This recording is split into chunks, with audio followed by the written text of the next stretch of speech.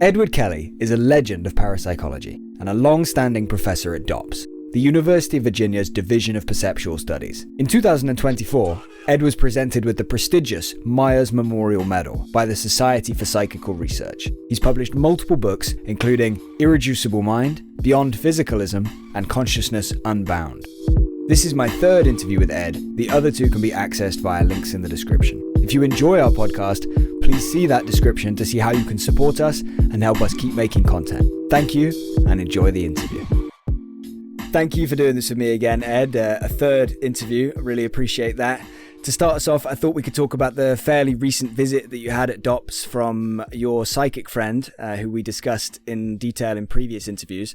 Before I ask you any specific questions about that visit, maybe you can just talk a bit about it in general. Okay. Well, just to recapitulate the essence of it all, This is a guy that I worked with originally back in the 1970s. I met him in this month in 1972, if you can believe that. Yeah.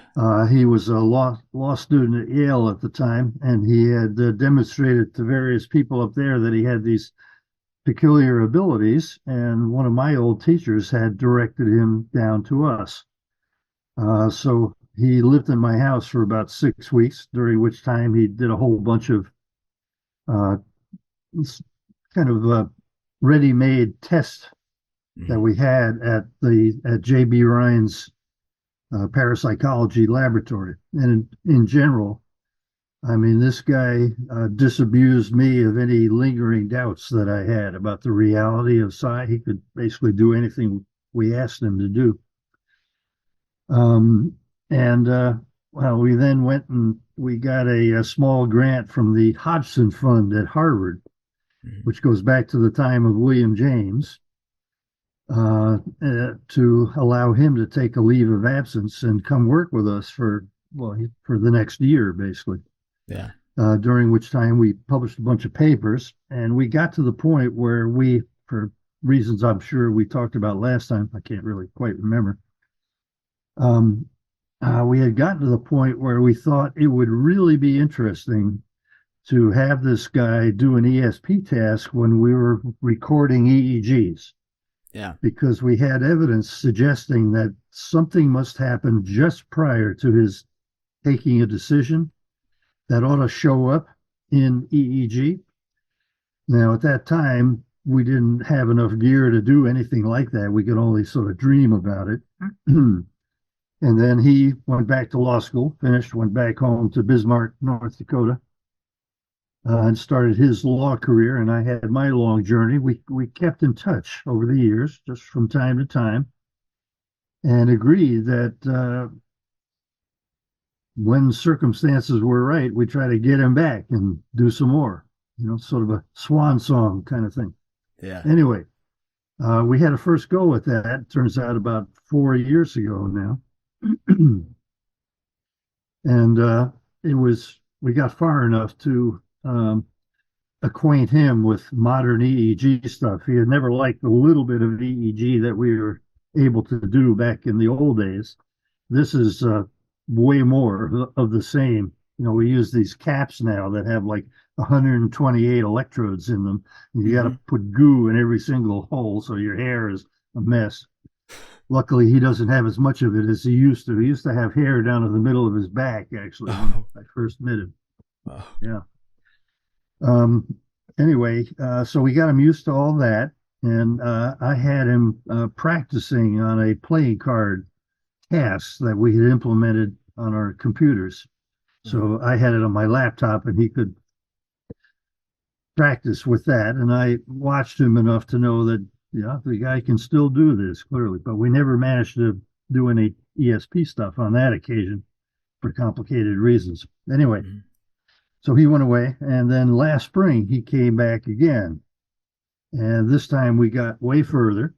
We ran actually 2 sets of things, one involving playing cards. We had an improved version of that. But we also had a new task that really interested him. Right. One thing, one of his main characteristics that he still has is liking novelty and trying to find sort of imaginative ways of connecting with the task. Hmm. So in this case, the task is he's sitting there and there's a circle on the screen, just a blank circle. And what's going to happen on each trial, he initiates the trial. A decision is made about where in the circle the target will be. Hmm. So the computer picks, and it's uniform random probability across the circle. 1 pixel out of the whatever it is, 780,000 or whatever is Oh, the right. target. Like hundreds of thousands, really, with Yeah, right. pixels. Wow. 780 by 1024, or whatever your screen resolution happens to be. I don't even know what it is on our. This is a laptop inside the shielded room in our Wow. lab.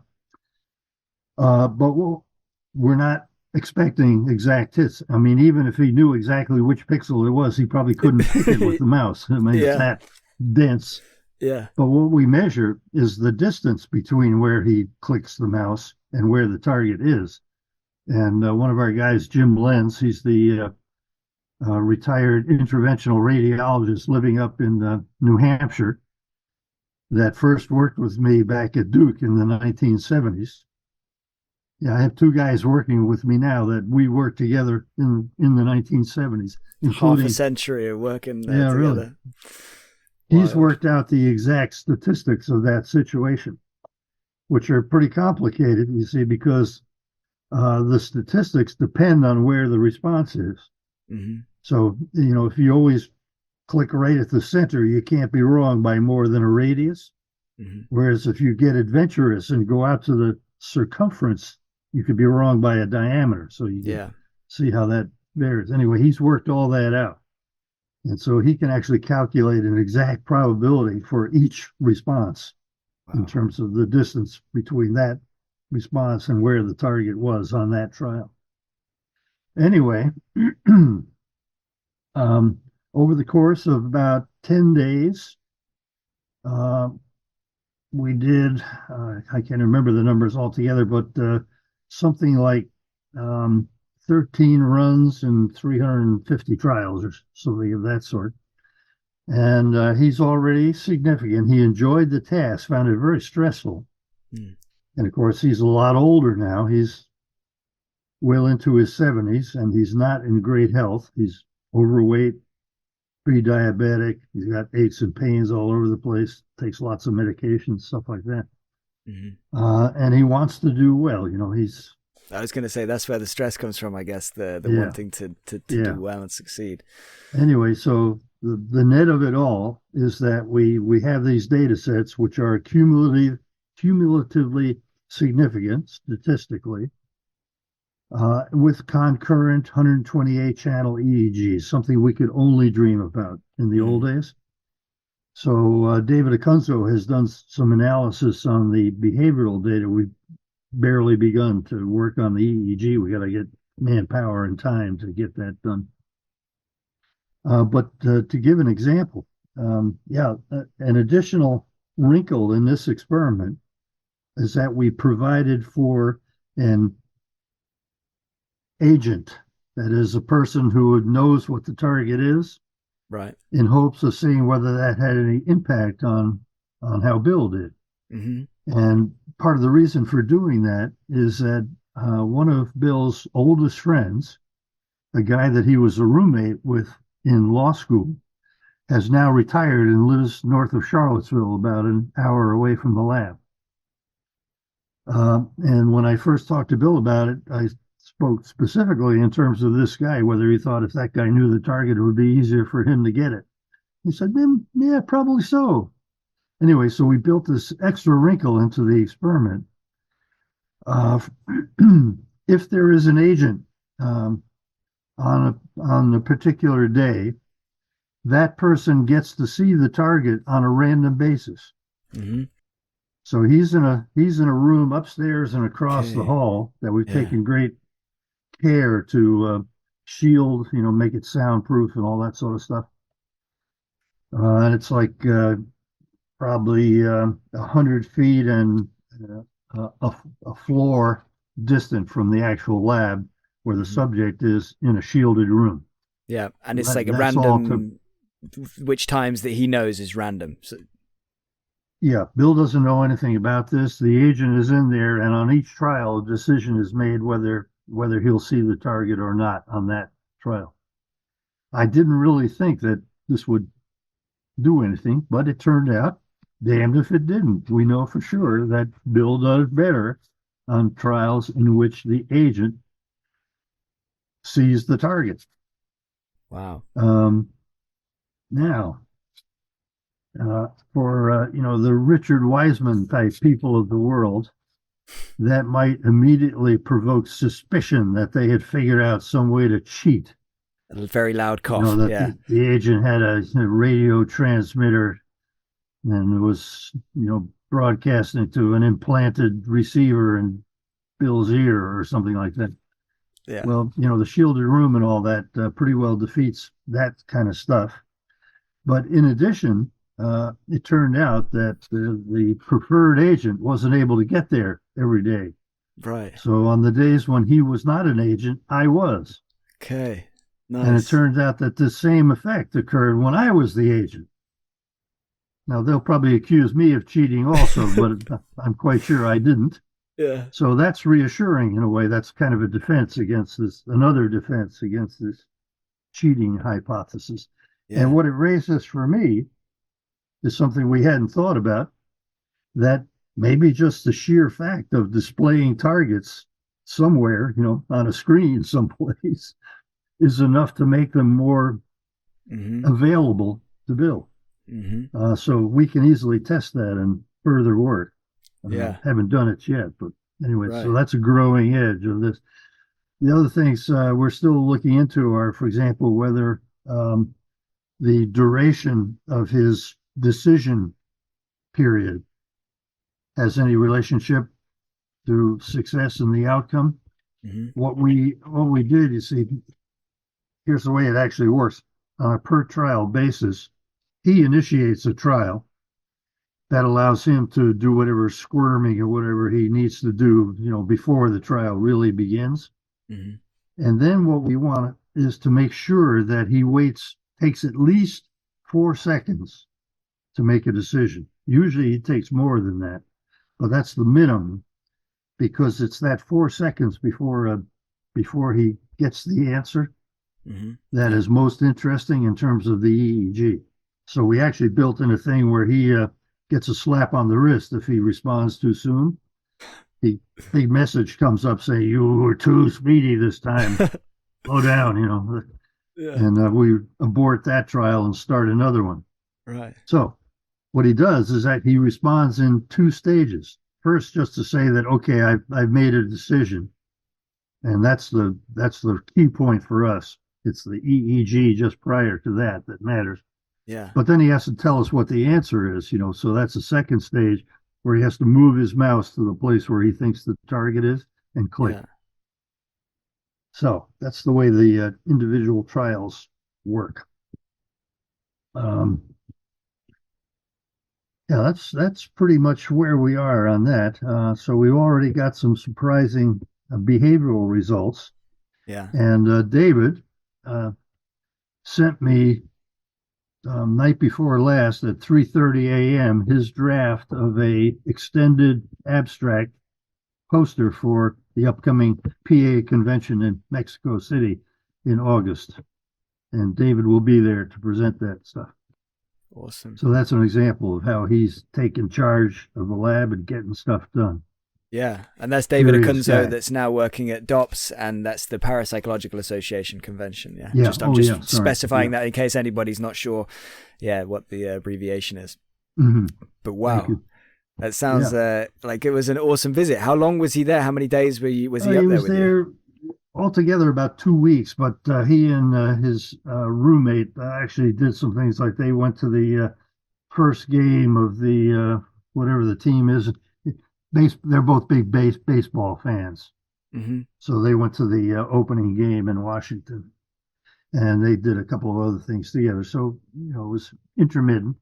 Yeah. And the way the experiments worked actually was each morning when he came in, we first decide which task are you going to do, and it was usually this circle thing.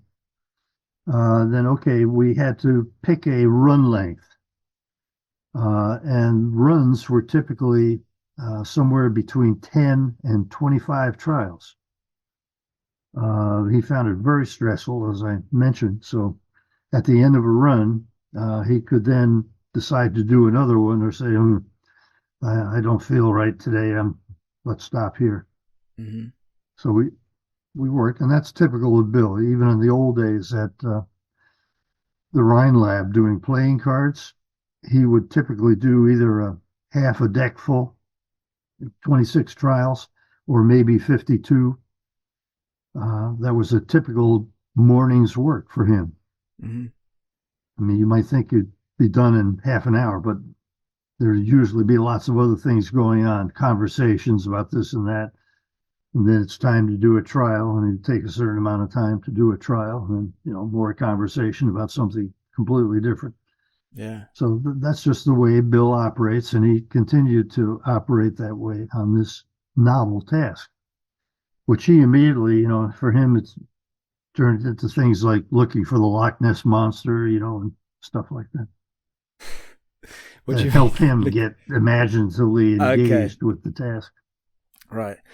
I wonder if he Anyway. gets better when he does like more than one in a day, like if he kind of warms up into it and finds his rhythm, or if he kind of, has like hits it really when he, it does better at the beginning and then it starts to wane. I wonder how that works with him. Do you know? Yes, I do know. Actually, I can't say in terms of this particular task, but we spent some time on that in the old days. Noticed early on that he would often be, just like you or me, seemingly guessing randomly at playing cards. But then he'd start to get better. And there'd be, on occasions, he would get 3 or 4 exact hits in a row, and then maybe miss one, but close, and then get another couple. That happened several times. And later on, actually, at a time when my engineering colleague, Ross Dunseith, was away doing other stuff, I actually analyzed a bunch of high-scoring ESP data sets looking into that specifically. Mm-hmm. Turns out you could separate the question of whether the number of hits observed is significant from the question whether whatever hits there are randomly distributed or grouped or isolated in some way, non-random in their co-occurrence. And it turned out the answer was overwhelmingly that in a bunch of these special subjects, they tended to come in groups. Right. And that was very true of Bill. He was one of those.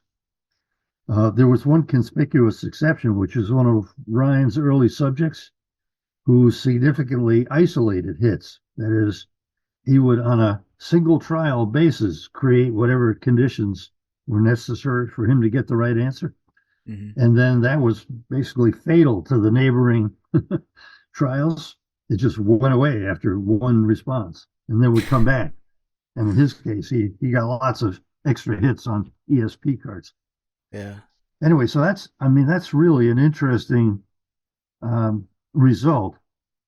For me, I left out one important thing, which is that there were indications in the literature about those other subjects that they, like Bill, were sensitive to this and could detect that something was changing. They would often comment spontaneously about it.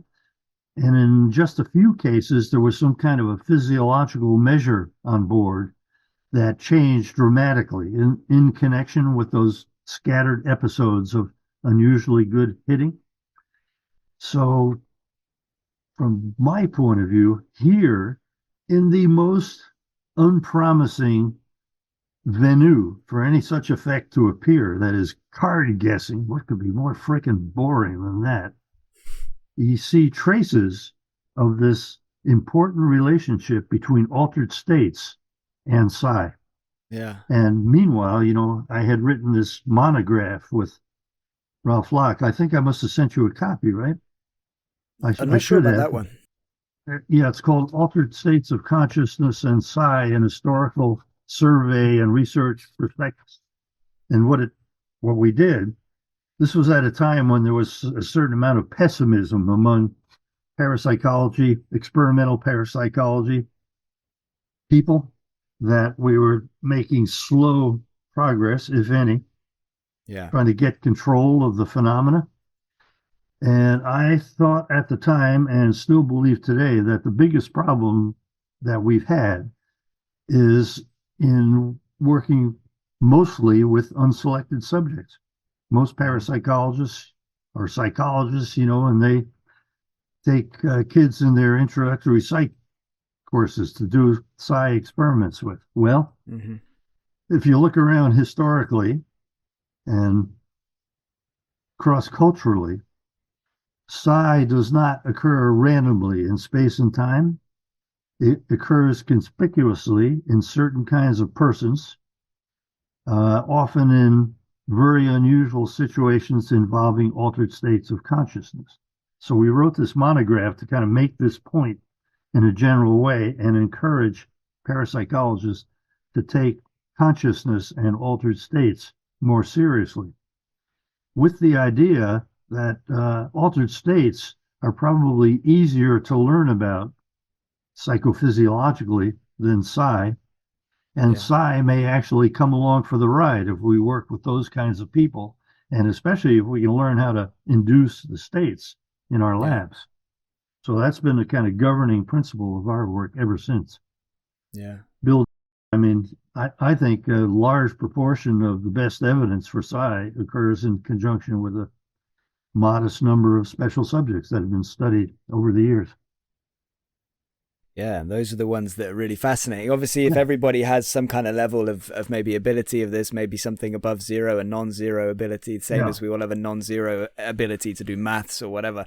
But yeah, you bet. we want to focus on the people that are really seem to have Had it. extraordinary abilities. Yeah, like Yeah. yeah, next level stuff. To go back to the recent visit then, Hmm. or last year's visit, can we talk a bit more about the results? Like what kind of success he had? Do you kind of know much of that, like off the top of your head? I don't know if you'd need to have that written down, but like, yeah, how significantly accurate was he, and like Hmm. how much more accurate was he when there was the agent involved that knew the result? And yeah, just Yeah, I that's don't enough have to. those numbers right at the top of my head, but I mean, the overall performance was marginally significant, but it's an Mhm. exact statistic. And it certainly justifies the main purpose of the experiment, which is to explore physiological correlates of success. Yeah. In fact, there's um, Jim Lenz, the guy who worked out the main statistics. He also has he makes a function of um, the the distance that it turns out greatly amplifies. Um, the numbers are much bigger when he's getting into the neighborhood of the target.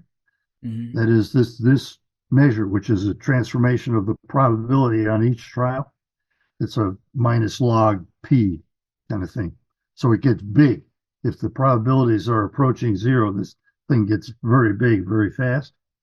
And what it does, it gives us a natural way of selecting trials that we think are good, where the real stuff was happening, and then we can make a contrast set from the remainder, probably somewhere in the middle range. There's a little bit of a suggestion that he tended to kind of either get close to the target or be at the opposite side.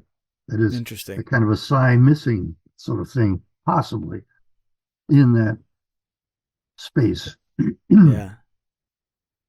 So anyway, so yeah, that's the really exciting part, and we'll be working on that for the Yeah. rest of the year, I'm sure.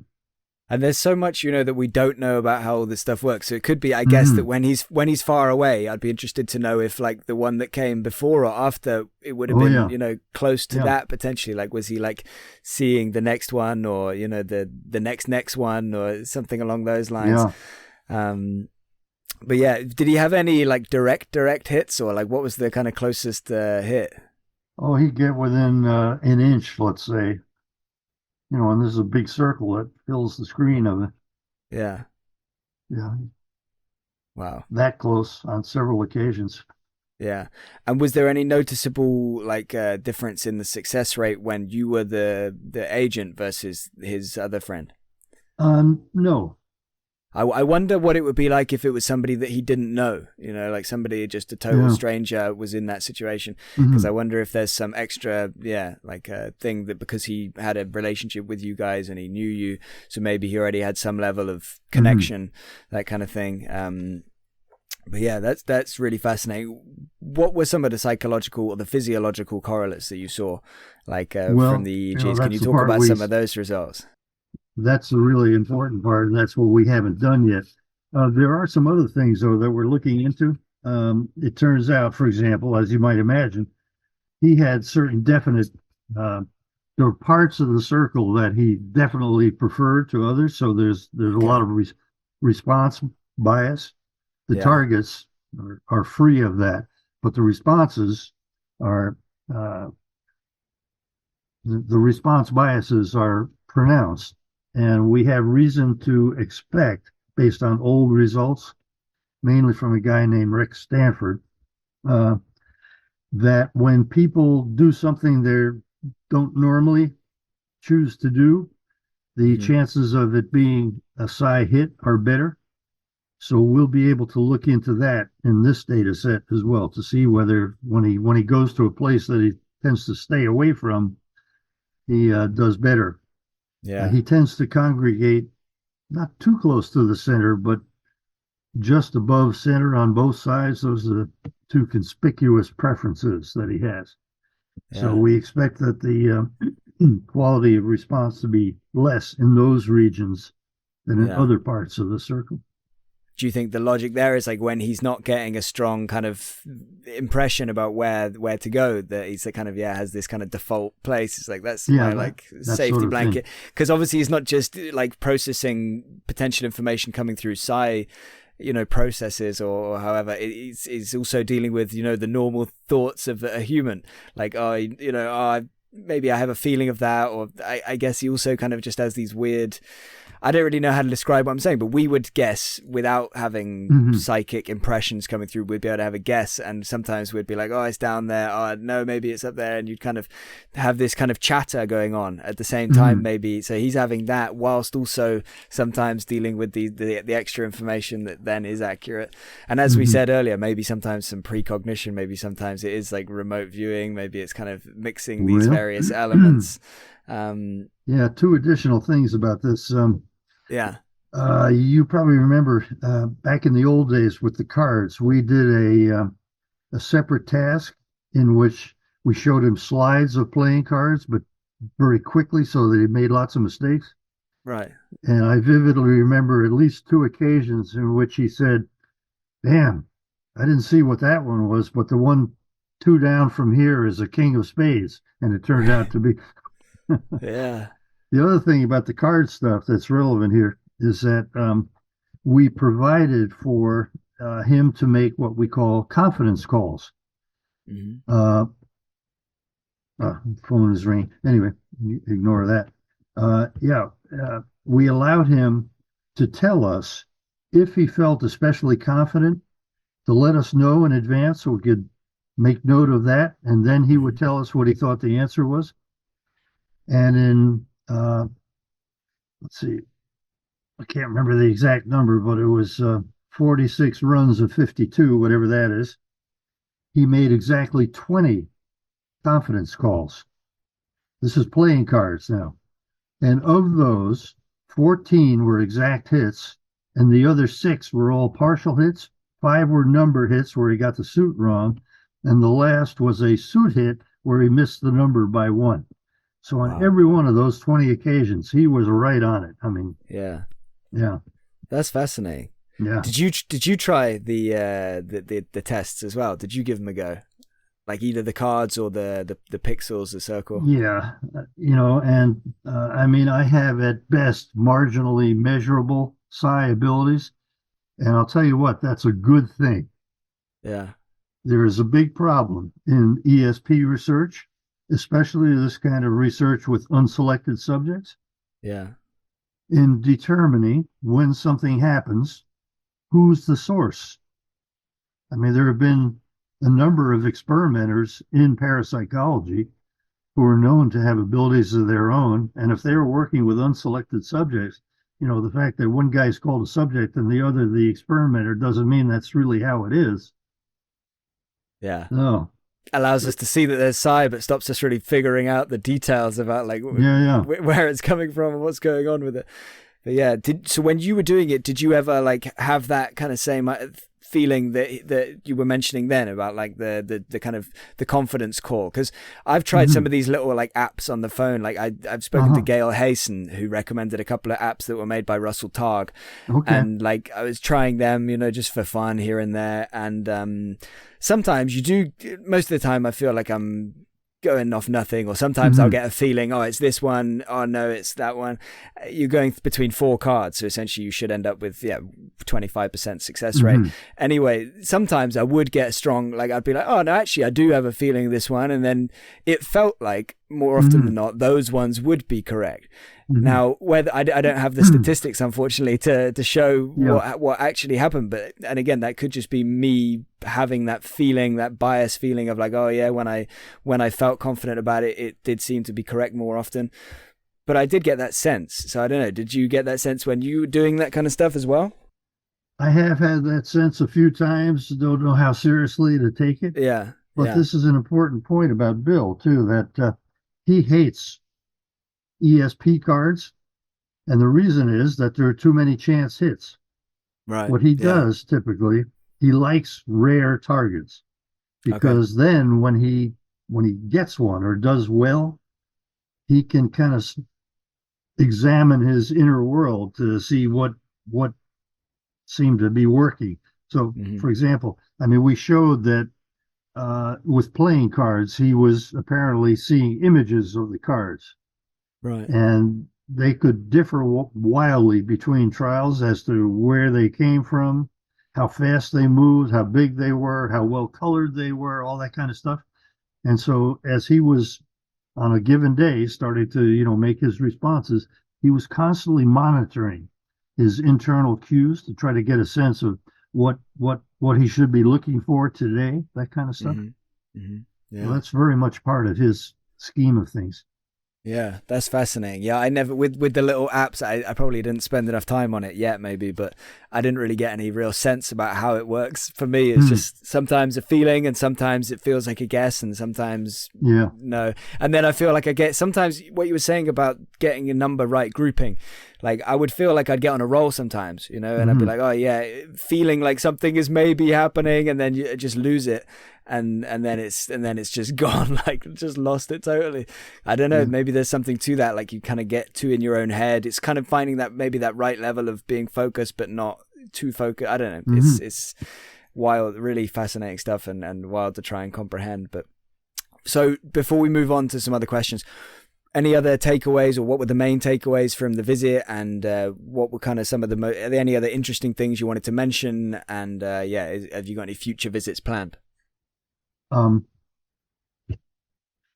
Well, I have to say that I feel tremendously good about this visit. I mean, I think we've succeeded already in doing what I hope to do. That is to get him back enough in sufficiently good shape to be able to produce at least a kind of shadow of the kind of stuff that he used to do in the old days, at a time when we're recording lots of EEG and have a real chance to learn something about what's going on when he's succeeding in the task. So it's like, for me, that's my research career kind of come full circle. Yeah. Swan song again. When do you know when we'll have all that? When you'll have all that? When we'll have all that extra info? When you'll be able to fully dissect it? Yeah, we're working on it already, beginning to. Unfortunately, we've accumulated a lot of data over the last 10 plus years that's in varying stages of analysis. We need to sort of clear out the old stuff and, forge ahead with new stuff. And it's been a long, complicated process. I won't talk about the details. I I hold myself responsible for the delays in getting this stuff analyzed and published. It's partly because I've been busy writing books, and that basically took me out of the lab Yeah. more than I should have been. Well, we can forgive you for that. There's some pretty profound Yeah. books that I'll make sure are in the description as well below. Yeah, wild. I can't wait to hear more about the results, and I can't wait to see all the various like statistical Yeah. unraveling and dissection of all of that. Yeah, Love to see what we we're can already planning the first paper, and there'll be an appendix in which Jim Lynn spells out the methods for calculating these statistics. It's pretty impressive.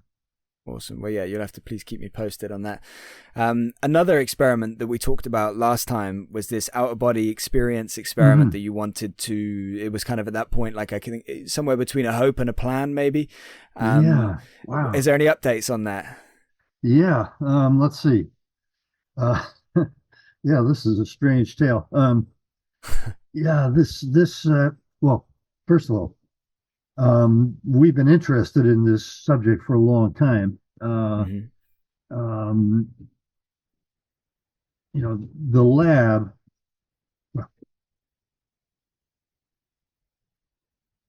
DOPS historically, as its research has historically been centered on the question of postmortem survival. Yeah. And a lot of the research addresses that directly. For example, the rebirth studies. If someone dies and then comes back in another body, that's evidence for survival. So that's very direct.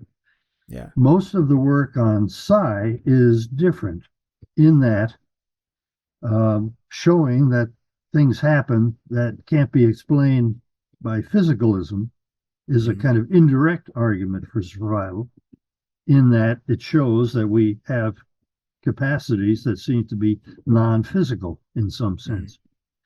Now, OBEs are very interesting in this context. People who have them are routinely convinced by what they experience that they are not their bodies and that they will survive bodily death. Yeah. There have been a few attempts to show that something actually leaves the body and goes somewhere else during one of these experiences. Now, we're set up in our lab in a way that's ideal for pursuing this further, because we have this satellite room that's upstairs and across the hall, in which we can put targets and various kinds of detectors. It's where the agent was for the one we just discussed, I suppose. I'm sorry?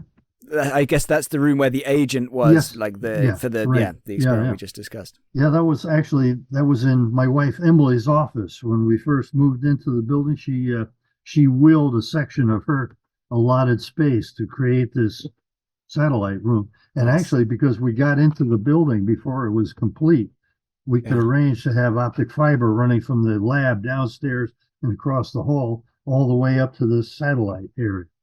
So we put laptops in there and all kinds of other stuff, and communication can occur in both directions. So we've had this hope of doing an experiment like that with a person who can voluntarily leave their body and go to an appointed place and do stuff there. So in the midst of all that, we suddenly learned about a thing called the Foyle Research Institute of Monaco. What was the first word? Foyle, F-O-Y-L-E. Okay. Mr. Foyle is a guy who runs a massive bookstore operation in the UK. And so he's very wealthy, and he recently retired and moved to Monaco, where apparently he found a group of like-minded persons, at least some of whom had interests in parapsychology. So they had put out a sort of a request for proposals. They were going to have a two-stage process in which first they get a bunch of sort of pre-proposals, and then they'd winnow those down and invite proposals from a few.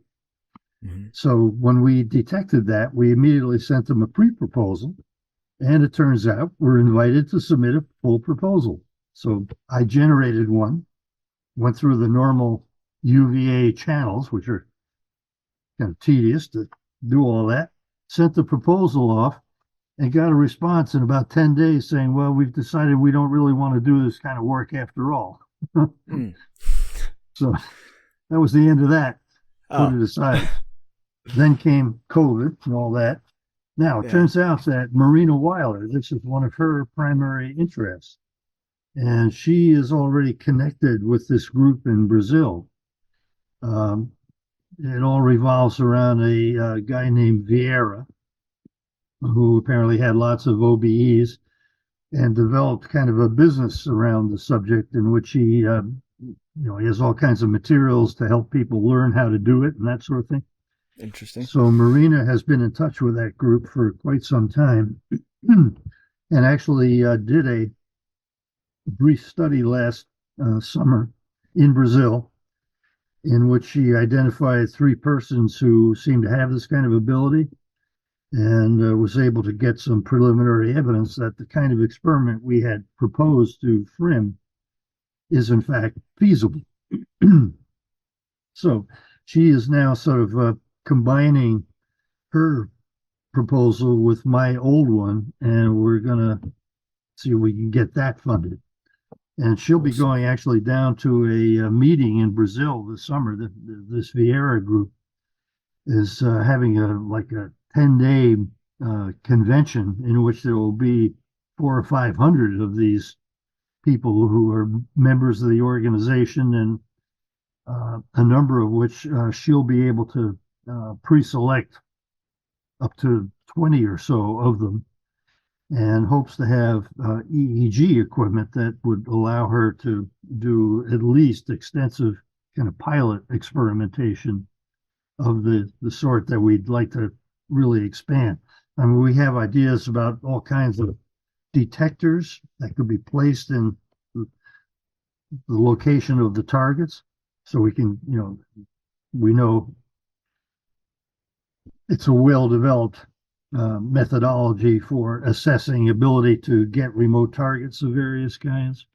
And we can supplement that with a bunch of detectors to see if we can actually get evidence of something appearing in the target region when the person is getting the right answer, that kind of stuff. That would be a big advance in survival research. Yeah. Not conclusive, but definitely supporting. It goes to, there's this enormous historical and cross-cultural tradition about subtle bodies and subtle energies and all that. The idea is that the psyche may have multiple levels of some kind, that's present in Indian, the Indian philosophical tradition, the levels of the subtle bodies corresponding to levels of experience and all that. Mm-hmm. Mike Murphy at Esalen has a particular interest in that subject and is trying to organize a big effort to pursue it in a scholarly kind of way. But that's kind of how OBEers experience the situation. They find themselves, they're still themselves, but they're in a different kind of body, which can, float through walls and doors and stuff like that and go places, sometimes in a fairly controllable way. Yeah. And there may be something to that. There may be levels of reality below or beyond the normal level of our shared experience. There is some suggestion in the OBE literature. I mean, people experience themselves as going to a familiar place, but it's not really quite the same place because the moonlight is coming through a window in the wrong direction. It seems almost like it's a mental creation than a, quote, physical place. Mm-hmm. Yeah. Like in a dream or lucid dream. Oh, one of our new guys, by the way, the one who has replaced Laurie Durr, our study coordinator, he has a big interest in lucid dreams. Okay, yeah. Yeah. So he may turn into a researcher. He's got a PhD in psychology, actually. Oh, really? Well, you'll have to put me in touch with him then. Hmm. I guess we'll have a fascinating conversation. I'm really Yeah. interested by lucid dreams as well. Um, and I spoke to somebody recently who, do you know Dr. Michael Nahm? Oh, yeah. Yeah, he talked during my interview with him. He talked about like a kind of out of body experience. He obviously doesn't say with any certainty whether it was real, like you say, or some kind of very vivid dream. But Hmm. he said it felt real and it felt different to any dream he'd ever had Uh-huh. in his life. And it was kind of like he woke up, after a sleep, and like I hope I'm not going to butcher it, but essentially he like woke up and kind of flew out through his window and stuff and flew over the rooftops in his Hmm. area, the area he lived in, and yeah, he said it was like this really unique experience that's been like nothing he's ever experienced before or Yeah, since. that's interesting. Um, I didn't know that. I know Michael a little bit. I really like that guy. He's yeah, terrific. he I've is tried to he's get him awesome. to DOPS on several occasions. Haven't succeeded yet, but Yeah. we will get him here. Yeah, no, he's really cool, and he's done some fascinating work, some really interesting areas, just like yourself, like really varied, research interests and areas where Hmm. he's studied, and He yeah, I would had be a the really guy to interesting talk to talk with about him. evolution, by the way, because he actually knows something about that subject. He's a Yeah, I did ask him biologist. that. Yeah. Oh, okay. Yeah. Yeah. Yeah, I asked a few people the question. Actually, I asked Jacob Glazier, the guy I mentioned before. He's a psychologist. He read your book, Irreducible Mind, Hmm. and he answered it kind of in a cultural sense and things like that. And you can kind of go wherever you want with it. I guess since you said that, I'll ask you the question now. And Oh, you don't really need to go into any detail. Only a few yeah. words, like just think out loud, as it were. No Yeah. expertise required. Mm. Just your kind of Yeah. we're just chatting here. So the question is from Professor Stanley Krippner, the one and the only. Hmm. And I asked him for a question that I can put to people generally in these areas, just to kind of get their thoughts, something that seems important. And he came up with that: what role, if any, did anomalous experiences, so NDEs, anomalous Hmm. healing, precognitive dreams, that kind of thing, have a play in human evolution? So again, Yeah. like kind of free question, like go where you want with it, and no pressure to say All much right. on this either, as I know it's not your specialist Yeah. area. Yeah. Yeah. Well, of course, this is a really hot button issue, especially in the U.S., where it's all entangled in the Hmm. science and religion stuff. Yeah, With yeah. we've got this huge fundamentalist crowd here in the U.S. Um, And the relationship between science and religion is more your specialist areas. It's funny that the mm, kind of the parallels there. But yeah. yeah, the the secret to dealing with the vast flow of information is specialization. And in my case, specialization consists, at least partly, in avoiding subjects that are big and complicated in themselves. And that could get me in all kinds of trouble if I Big and shoot my complicated. mouth off So you prematurely. stick to consciousness. Yeah, I mean, that's bad enough all by itself. Anyway, Yeah. I can tell you. So I've stayed away from this in the course of my own career. I don't profess to know anything much about evolution, Yeah. Yeah. but I can tell you that that question has been answered in two divergent ways. Just to jump in quickly before I let you carry on, if you wanted to change it to human history, be my guest, but answer it as you feel comfortable. No, that's fine. I'll blather on. Yeah, there are Yeah. some people who think that we used to have small children and ancient persons have large amounts of psi, but it gets wiped out in the course of cultural evolution or ontogenesis. And the other is that no, we're slowly evolving toward greater psi abilities, and Hmm. off at the omega point, we'll be communicating telepathically and reliably, and that sort of thing. Yeah. Um, I honestly don't have a position on this subject. There were two Israeli psychologists, the Kreitlers, who were they were very interested in the subject. They wrote a bunch of papers about it. You might try to look them up. Hans and Shulamit Kreitler. Okay. and they were good buddies with my mentor, Irv Child. Yeah, he was the one who told me about this. So yeah, it's a bit beyond my ken, but it's you've got a wide spectrum of opinion. Yeah. I mean, I can Yeah. sort of see why evolution would have selected for ability. I mean, if you somehow can detect, that there's a saber-toothed tiger there and behind that big tree, Yeah. uh, and can avoid becoming its lunch, that gives you a little, reproductive advantage. So you Yeah. might think Yeah. evolution would have selected for abilities, but we certainly don't see any widespread signs of that. No. And I guess from the same line of thinking, like if you were the one person in your tribe or your village or whatever that could, you know, see a massive storm that's coming in the Yeah. days, and you're the one that encourages the group to leave the area, and then it Hmm. does come to pass Yeah. that what you said, maybe you become a more desirable mate or something along those Yeah. lines, Yeah. and it becomes encouraged. But yeah, it'd be fascinating to know, like, before records began, like how this Hmm. stuff was looked at and what it was Well, like. this, oh God, get rid of that. No thanks there. Um, yeah, this gets you right to the literature on shamanism. Yeah. I mean, 90 something% of the world's recognized societies include some sort of shamanistic element. People are Yeah.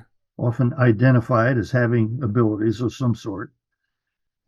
Societies create procedures for encouraging altered states of consciousness.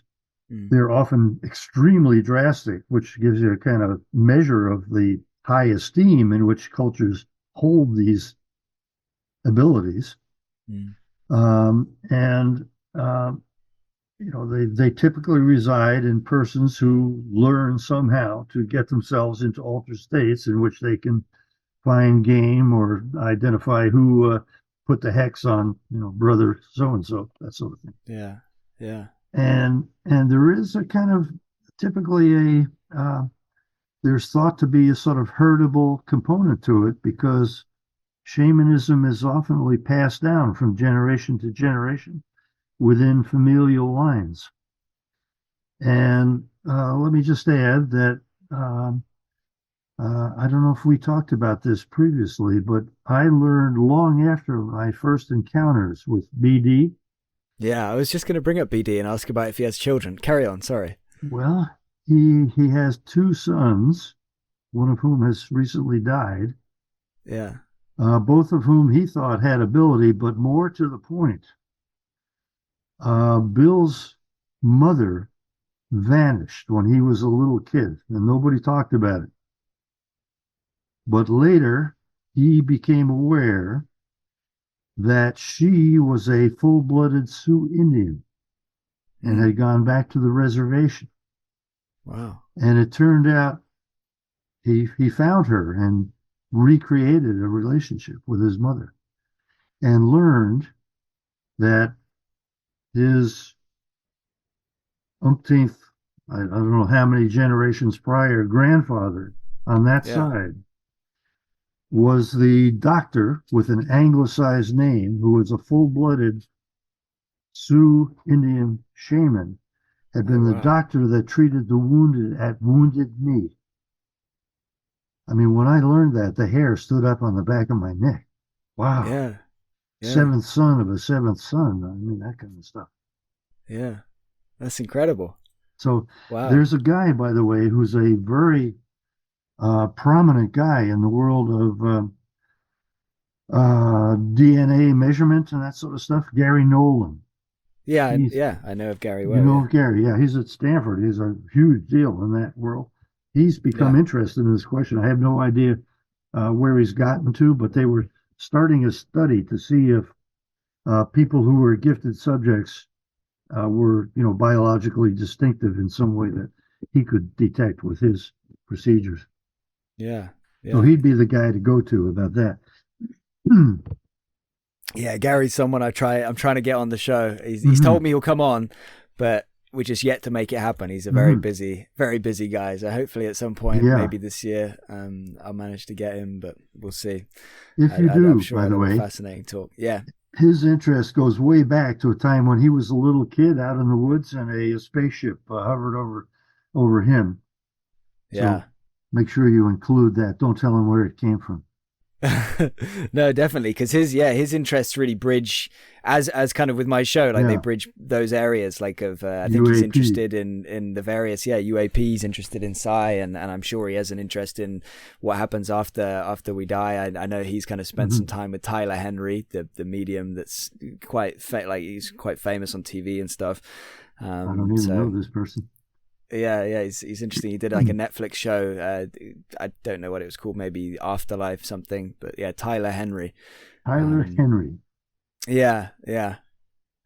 I wasn't convinced when I first saw it come up because I was like, it's one of these TV shows. It's there's probably a lot of behind the scenes stuff, but he does seem pretty compelling to me. I do get a very genuine vibe from him actually. He's somebody again. I hope to get him on at some point in the future to talk. I'll look him up. And it's a really fascinating idea about like the idea that this stuff could be hereditary or how that passes down like in wild stuff. I've got a question here from one of my patrons, Rob in Singapore, so I'm going to read this one word for word. Again, it might not be your area of specialism, but you do what you can. As a physicist, I figured that free will was basically illusory. Things were either deterministic or random, and there wasn't really any room for anything else. We reach the decisions we make due to influences beyond our control.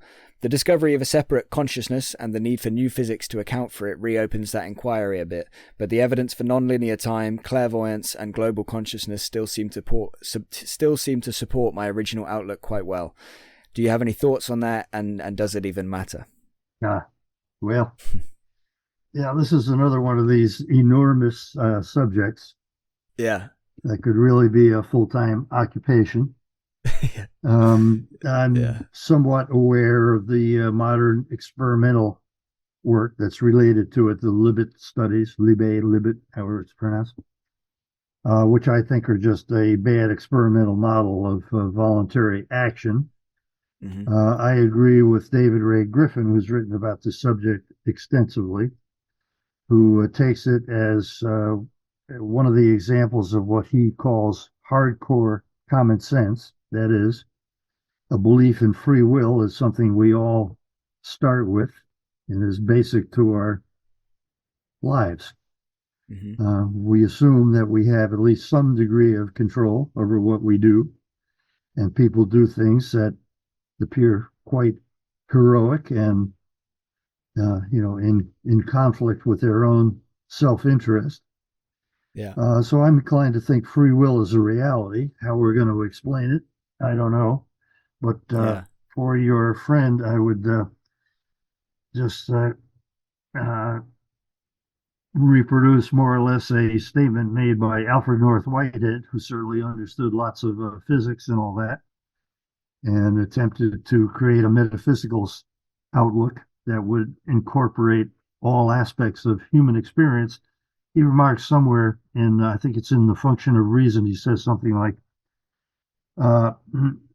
persons animated by the purpose of proving themselves purposeless constitute an interesting subject for study.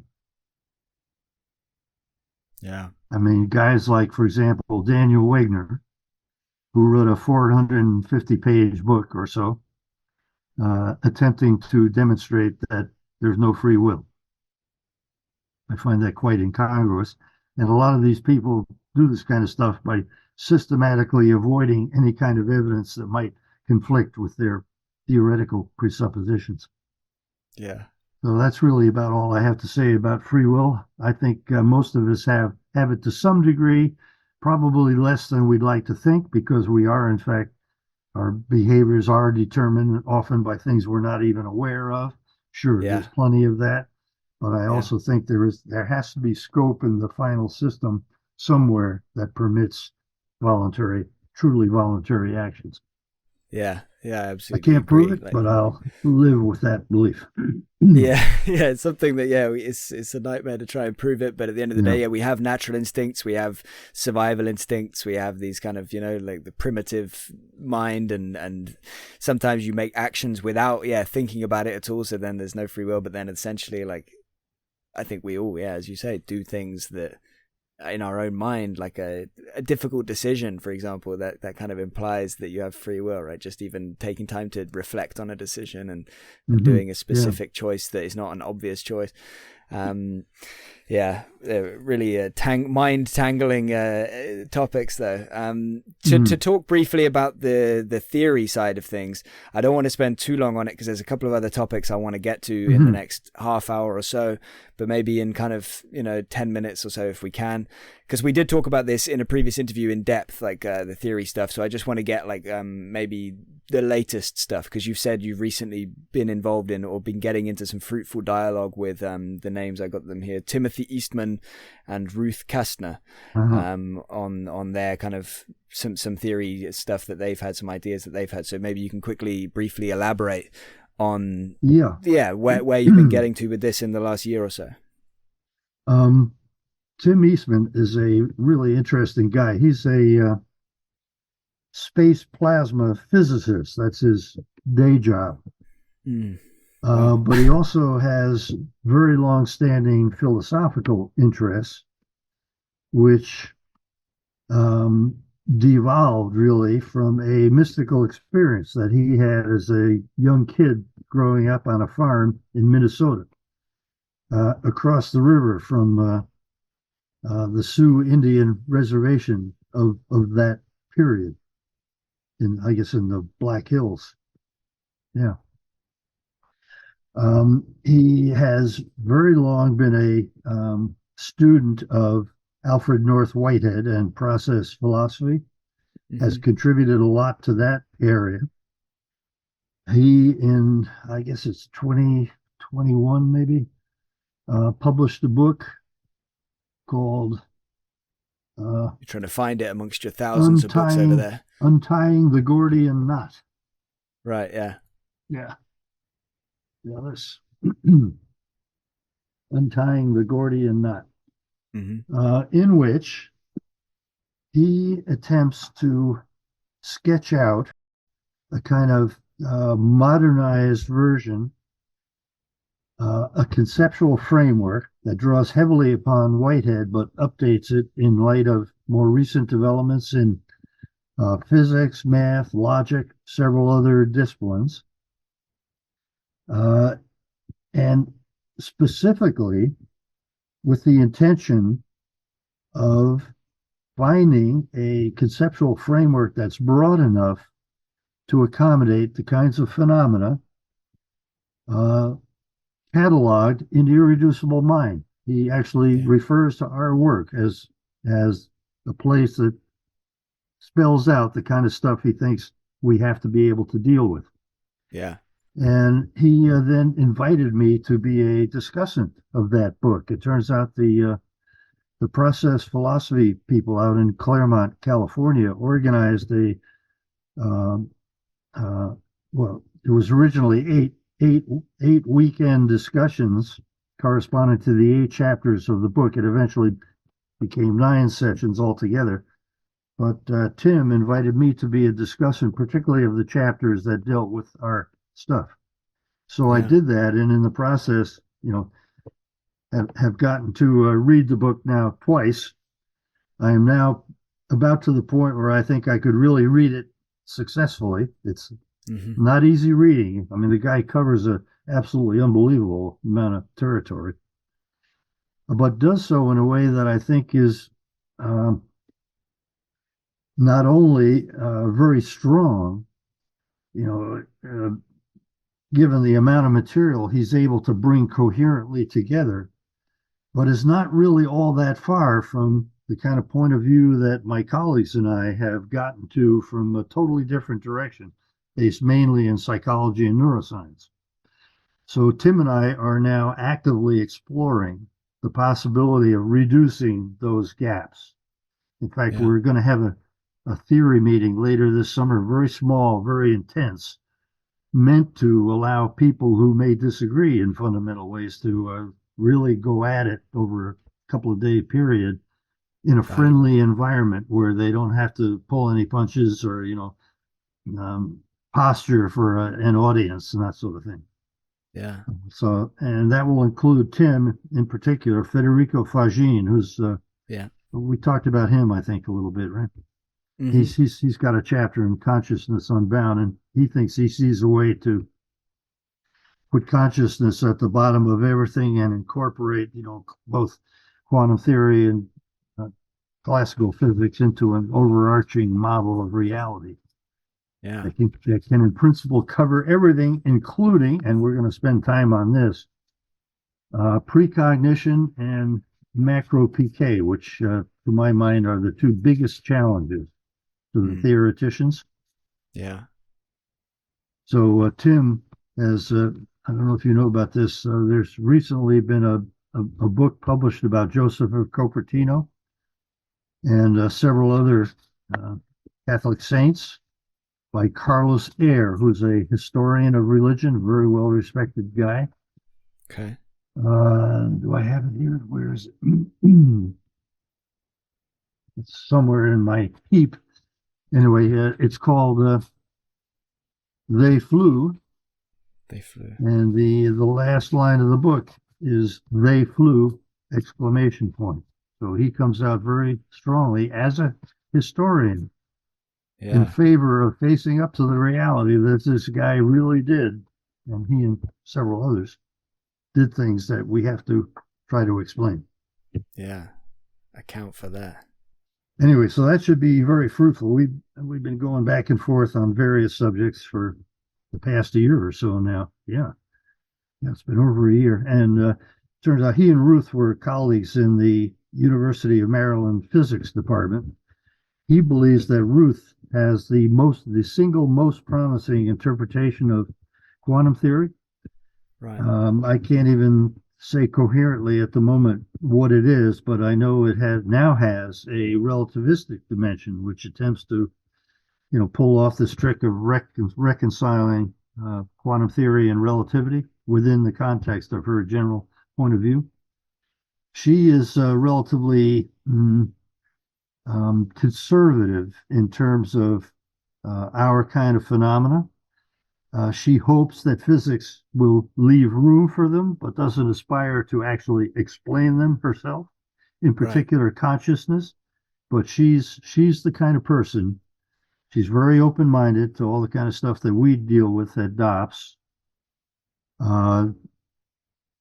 able to converse with people in an open-minded way without being assertive about her own point of view. And that's the kind of people that we need for this little meeting. Yeah.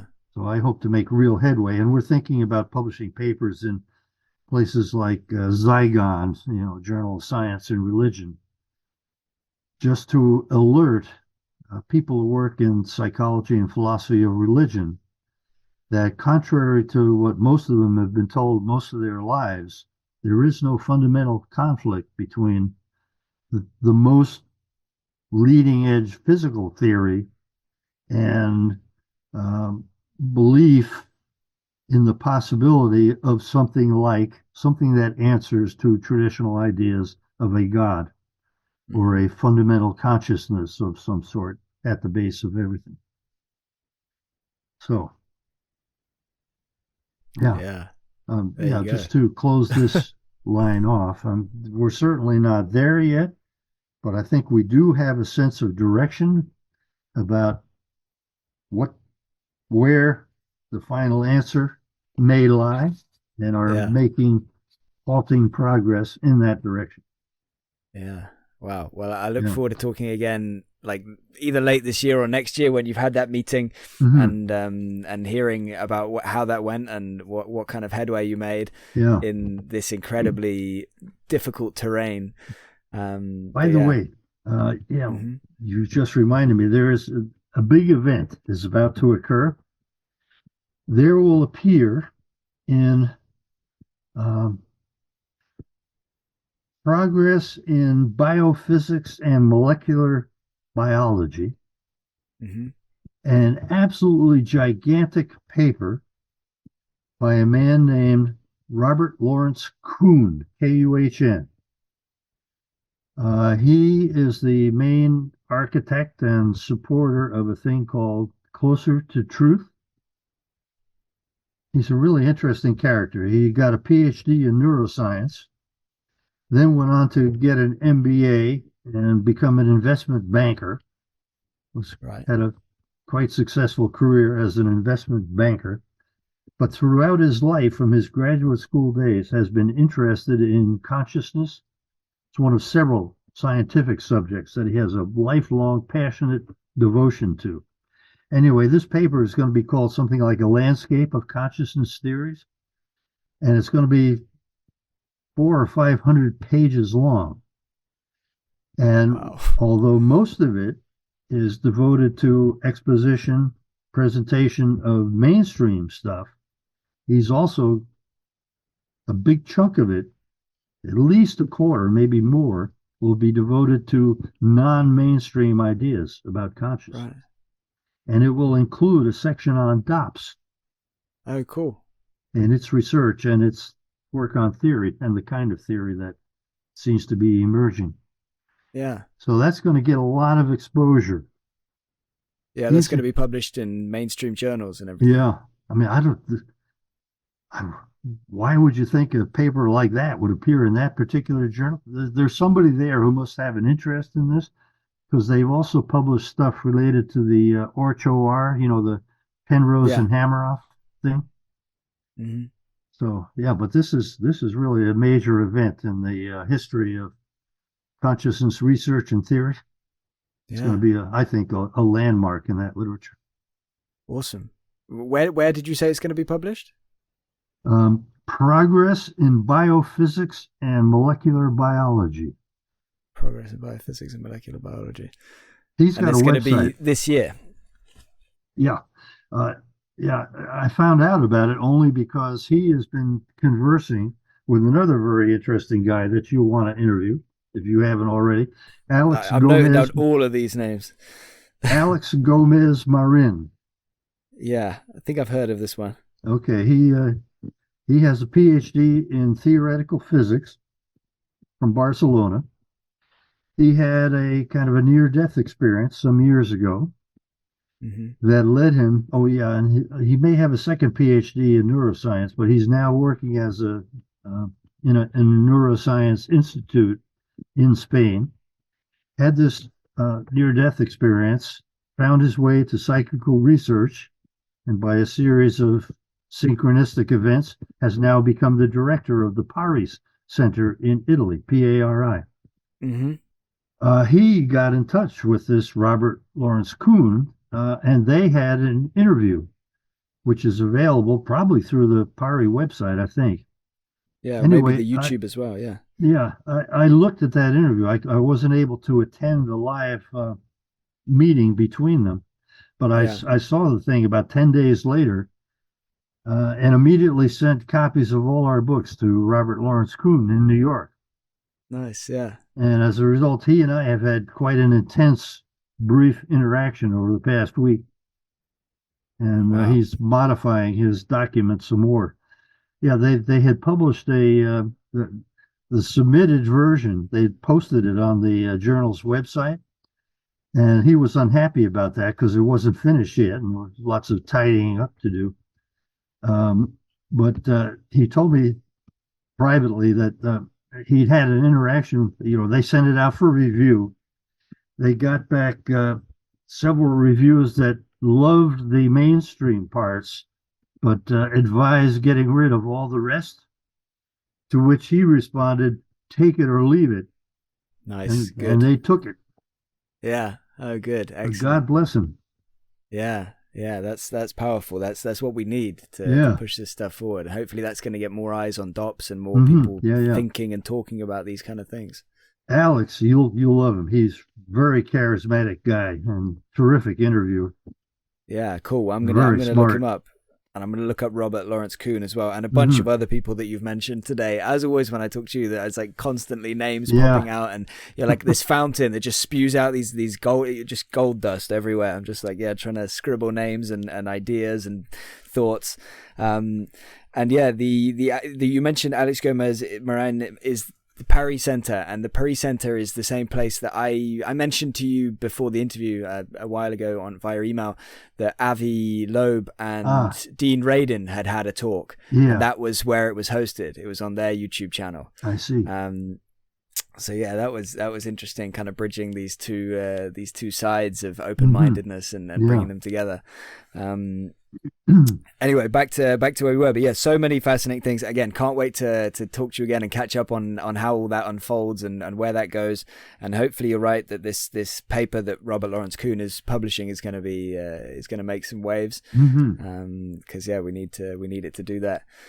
On to talk about tech for a minute, and like unrestrained technology was a kind of a phrase that came up a few times in the stuff you sent me of Consciousness Unbound, like the epilogue and the introduction. Unrestrained technology. And so just briefly, I wanted to get your thoughts personally on first of all, AI. What are your thoughts on the current situation with that and where we're headed? And again, a quote from, I can't remember if it was the introduction or the epilogue of Consciousness Unbound, but fundamental differences between natural and artificial intelligence. So again, what are your thoughts on that? Just unpack that a little bit. Well, this is another enormous subject, and of course, it's one that has enormous social and political significance. And implications. In a word, I'm quite surprised at how good they've become. But, and they're certainly good enough to do some good and a lot of harm. But in my opinion, the computational theory of the mind is being tested, and it is failing. That is, these things understand nothing. They operate on purely statistical grounds based on gigantic data sets. Just information, If the stuff that they generate becomes part of those data sets, we've created a process which will result in a total corruption of our entire cultural history. They make mistakes inevitably because they understand nothing. My acquaintance, Gary Marcus, you know about him? Gary Marcus, that's a name you should know. Here's a recent, can you see that? Statistics versus Understanding, the essence of what ails generative AI. Gary Marcus, he's a PhD psychologist. Got his PhD with Steven Pinker, ironically, arch materialist. But Gary Marcus, he's published a bunch of papers and some books in this area. And he's one of the few people out there who I think is really approaching the subject rationally and perceptively in terms, he talks about these large language models as basically climbing the wrong mountain. He's not quite where I am, and I have no idea what he thinks about the kind of stuff that we do. But I think he's correct in pointing to lack of understanding as the real problem, that these things have no understanding really of how the world is and how things work, and that this shows up in everything they do. There's a certain inescapable level of just, hallucination is the term they use in the industry. So I don't think artificial general intelligence is anywhere in sight, nor do, by the way, people like Roger Penrose or Federico Fagin, who is about to publish in June his next big book, which is called Irreducible, subtitle, I forget, Mind, Organism, Biology. Anyway, it includes an all-out attack on the non-biologist's unwillingness to take into account quantum theory and the implications of that for the science. So I'm terrified of what's going to happen this year in relation to our elections. I mean, they're already scary enough, but we're going to be just, well, Gary Marcus had one article a few months ago about the imminent and shitification of the internet. Right. Yeah. And it's happening already. Yeah. So it's important stuff. Uh, we've got to somehow get control of this before it overwhelms us with misinformation and disinformation. Try to harness it for the things it can actually do. But in terms Yeah. of the fundamental science of the subject, I don't think we're any closer to artificial general intelligence. Yeah. You're right that it's a pretty chilling thought that, yeah, like this thing can kind of create its own information based on our information, but then that's going to become part of the new data sets from which it's going to feed off in the future. Yeah. Do you, just in kind of like a yes or no answer, I guess, do you think that an AI system will ever be able to become conscious in the same way that like a person is conscious? I rather doubt it. I defer to Federico on this subject, and he'll talk about it, I'm sure, in his book. He thinks that consciousness is somehow associated with a subclass of quantum states, so that if we could actually build not a silicon computer, but some sort of a quantum computer of some quasi-biological type, he might allow for the possibility that it could become conscious. I'm not sure what he will say about that, actually. But for me, the bottom of the subject lies in the fact that consciousness, I like to think of consciousness as that with which we grasp meanings. That's what consciousness is all about, creating worlds and grasping meanings. And lacking consciousness, robots and computer programs will not understand anything. Yeah. They'll be able to mimic understanding. That's exactly the word I was going to just use. Yeah, they'll be able to mimic essentially like consciousness, and there will come a point where there's big debates raging about, that. Yeah, it's already happening. Yeah, true. Again, in brief, your thoughts on like the kind of transhumanism idea and like the way that we're kind of bringing technology into part of humanity, and obviously the headline highlight of that right now is Elon Musk's Neuralink, this chip that I think he put in somebody's brain for the first time fairly recently. I think he called this first version telepathy, which is interesting. What do you just in a nutshell, what do you make of that? What's your take on that whole thing? And I'm guessing you're not going to be up for getting a chip in your brain. Well, I mean, the hype around Elon Musk's chip is quite unbelievable. I haven't seen anything very concrete about what it is or what it does. It's hardly unique. I mean, there have been stuff implanted in brains for a long time, partly to, help people who are disabled in various ways. Like, if you're quadriplegic, and can't do anything, to be able to do a little bit with the help of some kind of technology is already a terrific progress.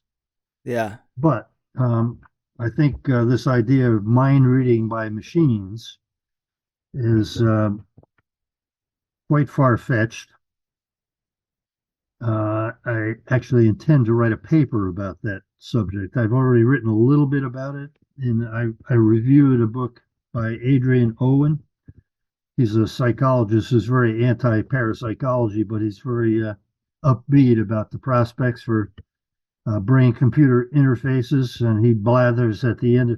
His book is basically about the discovery that some patients who are comatose by normal neurological criteria may in fact be conscious, because their brains behave in ways they do in waking people, even though they can't do anything because of their neurological injuries. That's certainly true, but he generalizes beyond what's been accomplished to a future in which all these people are entirely fluent again in their previous way, thanks to brain-computer interfaces. I think that's complete bullshit. It's never going to happen. it fails to recognize all the complexities of that subject. Hmm. You know, a lot of this stuff, artificial intelligence is a prime example going back to the 1950s and 60s, where on the basis of some tiny little advance, pronouncements are made about how, by Marvin Minsky, for example, about how in 10 years, our computers are going to be so smart, we'll be lucky if they keep us around as household pets. Yeah. So that whole Hasn't, not yet. world has been profoundly guilty. It's accomplished a lot, I don't deny that, but way less than has been advertised. And this Yeah. Musk thing, I think, is remains to be seen whether it can do anything useful. It's just Yeah. his name that made it such a big, news event. Yeah. Yeah. Um, yeah, with the AI, like, I guess I hope it doesn't progress too fast, but it does feel like it could kind of explode at some point, in terms of the Yeah. advancement. Once By it the way, starts to, something to keep an eye on: self-driving cars. right, yeah. This is a subset of the artificial intelligence Hmm. domain where Yeah. billions have been spent with promises, you know, we'll soon just sit in the back seat while the car drives itself. Yeah. And people are gradually becoming aware, including the CEOs of some of these big companies, that, whoa, these problems are a lot harder than we realized, Yeah. because a lot of driving situations require comprehension of the basic character of what's happening, and they Yeah. do not have it. They can do Yeah. great at keeping you in your lane, and stuff like that. That's easy. Yeah. But if these things start roaming our highways, we're going to see a change in the character of accidents. There'll be a lot Yeah. fewer of these garden variety fender bender things and some really horrific things that occur in the absence of understanding by the self-driving car of just what exactly is going on out there in front of it. Yeah. Yeah, I don't know if it will have the ability to think outside the box in the same way that a human does. Like, that's kind of an important weapon that we have, is being able to think from different angles and stuff like that. To understand right. a novel situation Mm. that you have not seen before. Yeah. And potentially, based on all of this other stuff, as per Irreducible Mind and as per everything else we've discussed, maybe we have information coming to us in other ways, in ways that some AI system would never be able to, or some computer system, even if it's not AI, would never be able to access. People get gut feelings, right? And things like that. Or like, I feel like I shouldn't do this. I shouldn't overtake that lorry right now. I shouldn't overtake that person. Another name, Jim Carpenter, has written a book called First Sight. He has greatly expanded upon a line of work that Rick Stanford created years ago. He worked on what he called PMIR, or psi-mediated instrumental response. That's a kind of not very appealing terminology for just the kind of thing that you were talking about. That is, he created experimental situations. He talked about a lot of spontaneous cases in which a person does something he hadn't planned to do, and then meets the person that he'd been hoping to meet for the last 30 years, that sort of stuff, where people do things for reasons not quite known to themselves, and then something happens and he created experiments that enabled him to test that possibility and showed that it does in fact occur. And Jim Carpenter has greatly elaborated on that point of view in his book, First Sight. And he's a very articulate and interesting guy as well. Okay, cool. Now, I could put you in touch with him. I don't have it right handy, but I've got his. Yeah, I'll be asking you to put me in touch with a few people, I think, after this. But yeah, that'd be great if Jim could be one of them. He sounds, fascinating. If we now jump into talking a little bit about UAP, UFOs, that Oh, that gosh. phenomenon, your favorite, Yeah. your wheelhouse. Absolutely. No, I know, again, Yeah. it's not your area of specialism. I know that. But as I said to you before, I want to bring new minds to this topic and get new takes from people that might not previously have, been heard talking about it before. So anyway, first of all, just in a nutshell, again, just your thoughts on that phenomenon of UFOs, or UAP if you prefer, unidentified anomalous phenomena. The acronyms are always changing. But yeah, what do you make of it? Again, from your career and your perspective of, again, somebody that hasn't followed it closely, what do you think's going on with it? Well, I really don't know. And as you surmise, I mean, I've deliberately stayed away from it in my professional dealings. It's a big subject. I have friends who are quite immersed in the subject and take it very seriously. Mike Murphy at Esalen has done week-long workshops on the subject, mostly back in the 60s and 70s, which involved some of the people in the U.S. government who were involved in trying to get to the bottom of it. And he has described to me some of what went on at those meetings, where people testified and sometimes showed films about happenings in remote places like Australia and I forget where else. And Mike himself became convinced that there is something to it. There are things out there that nobody knows, nobody on Earth knows what they are or where they came from. I think most of us in parapsychology have the feeling that there's some interconnection between the two subjects. And that was articulated by Carl Jung in a book he wrote about it. And Jung's theories are rather like the ones that my colleagues and I are moving toward. In fact, I recently published a paper. It's an essay review of a book by Harold Ottmanspacher and Dean Rickles. You know, this book is called Dual Aspect Monism and the Deep Structure of Meaning. Anyway, the purpose of my essay is to argue that they should abandon their dual aspect monism and become evolutionary panentheists like us. The rest, Harold was part of our CIRSIM group. He's got a chapter in Beyond Physicalism, for example. Yeah. I know and admire Harold a great deal, but I think he's too wedded to Jung. And actually, Jung himself, it can be shown, has been shown by Roderick Mayne, was moving in the direction of the kind of theory that we've been pushing. So, Harold, I know, takes the same kind of view of this UAP stuff by way of Jung in his case. So, and I know, like a lot of people, I used to think the government told the truth, but I no longer believe that. I stopped believing that in connection with the Vietnam War. Yeah. And I know there's this tremendous thing going on where they supposedly have lots more information than they've been willing to release to the public. I have one good friend here in Charlottesville who has invested a lot of effort in the subject, who has, he thinks, seen a UAP himself, confirmed by other people on the same occasion. Feel sure that they really exist out there. Another guy, this is something you should look into. Hal Puthoff. I'm aware of Hal Puthoff. Yeah. Hal Puthoff. He's a wonderful guy. I really like him. I went to a meeting of the Society for Scientific Exploration here in Charlottesville back must have been around 2000, plus or minus a little bit. Hal gave a talk about UFOs.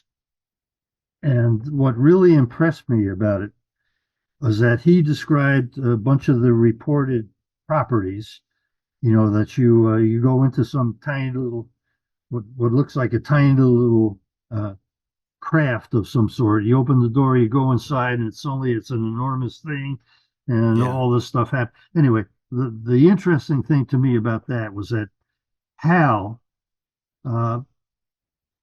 Well, he talked about it as though, well, maybe these guys have a few more terms in their equations and fundamental equations of physics than we know about. And I can think how I would do this, but I'd have to be able to vaporize Saturn or something like that in order to get enough energy to do.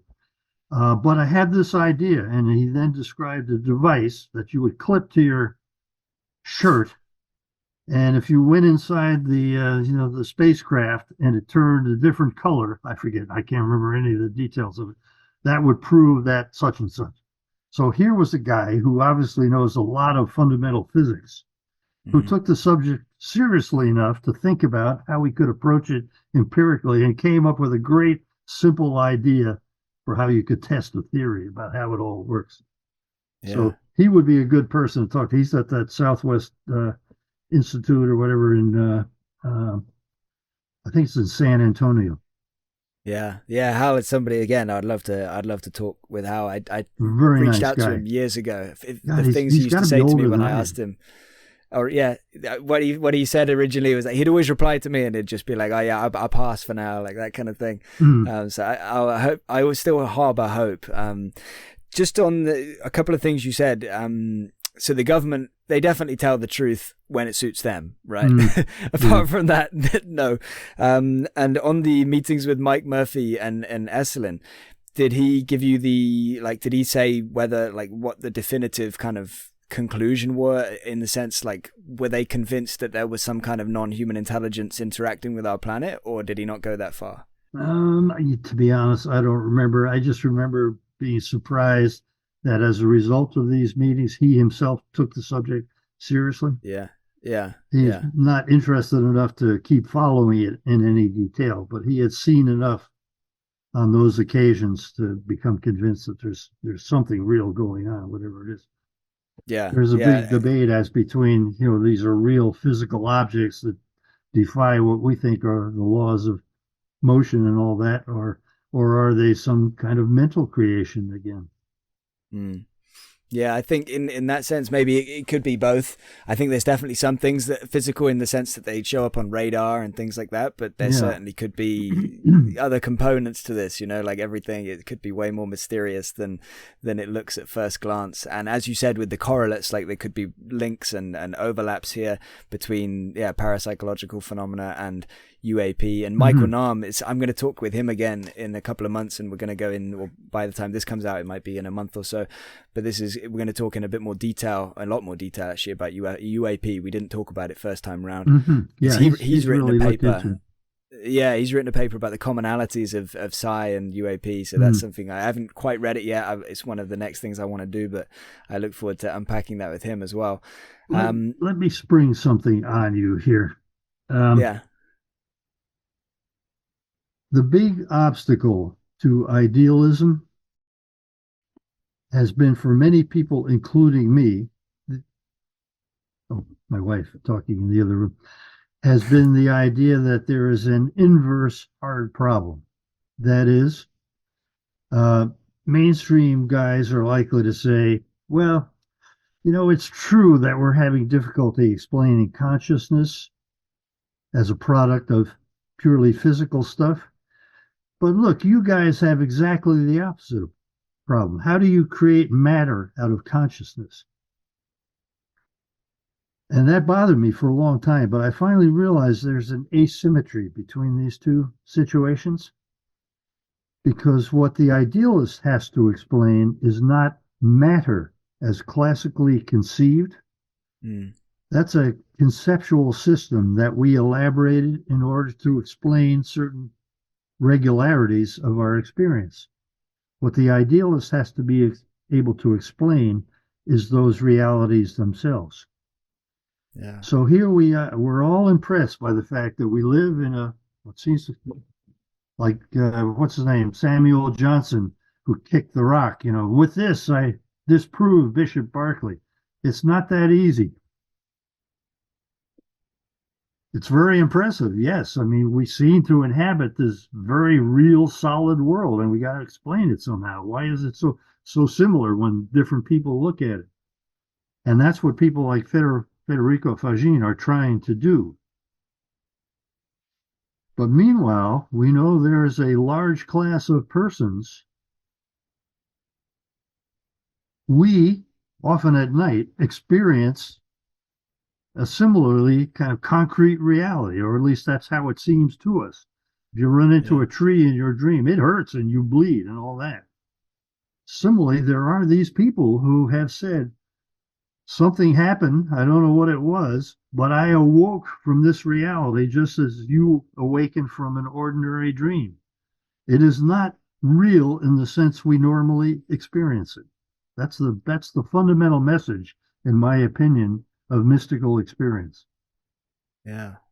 And it may be the literal truth of the matter that everything that we experience is the creation of some tremendous consciousness that we are grounded in at some level, can access under special circumstances to some degree. That's what I think we're learning. It's mind-blowing thoughts, isn't it? It's like it lines up as well with everything that NDE as near-death experiences Yeah, say about like the reality that they experienced during the NDE was way more yeah. vivid and real than the waking reality that they've lived for the last 50 years or whatever. Those near-death experiences, in my opinion, are mystical experiences obtained under less than optimal circumstances where you almost die in the process. Yeah, But yeah, if we could make mystical experiences more widely available, I think the indications we have, in particular from near-death experiences, is that the world might improve. Most yeah, people who have these things improve as persons and recognize it. They become more yeah, loving, less egocentric, and striving and grasping and competitive and all that kind of stuff. The yeah. world really could get better if we could find a way to. I mean, you can't count on it. It's not guaranteed, but that's how it looks to me, anyhow. Yeah, one way I think I spoke to Steve Taylor about this, and like Oh yeah. after I read his book Disconnected, it's like meditation seems to be a good way to Mm-hmm. kind of facilitate that. But then how do you kind of force people to meditate? Obviously, you can encourage. Mm-hmm. Maybe we should be encouraging children in schools and stuff to meditate, and maybe there should be encouraged practice for that, or I don't know how you do it. And again, in prisons and things like that, Mm-hmm. inmates being encouraged to meditate, maybe in exchange for reduced sentences if they follow a regime of meditation. And yeah, just Psychedelics are generally, another piece of this puzzle. yeah, The, yeah, the exactly. renaissance in psychedelic research is showing that we can, under proper circumstances, get people into these kind of mystical territories and that it Mm, does them some good. For example, in coping with the fear of death. yeah, yeah. Which I will come back to in just a minute. Briefly, have you ever seen a UFO or a UAP or anything strange in the sky? I think I asked you before, but there's been a year since then, so No, no no, such still luck. no. Maybe next time. And just again, if you have any thoughts on this, I don't know if you want to say a few words about it, but I was wondering how you think it would impact parapsychology and the work that's been done, like how it's viewed from the outside as well, the field of parapsychology. How would it be impacted by a confirmation from a government that there is some kind of non-human intelligence interacting Mm-hmm. with us? So would that change things in any way in your mind? It could. I mean, it would be an example of something that had been thought impossible by most people and now suddenly is taken seriously. Yeah, We're yeah, potentially in that same category, and it might grease the skids for us. yeah, I don't know, yeah. but And I as well, I guess on that front, I don't know if you're familiar with somebody called Dr. Michael Masters. He's an anthropologist with an interest in the UFO phenomenon, UAP. you know, He has a hypothesis that he thinks it could be future humans coming back to basically study us. huh. And he's written a couple of books on this idea. And anyway, essentially, like a lot of these UFO accounts, or these reports of people that say they've had interactions with craft or beings, Mhm. etc. Like it's telepathic communication is a very frequent thing that comes up. Mhm.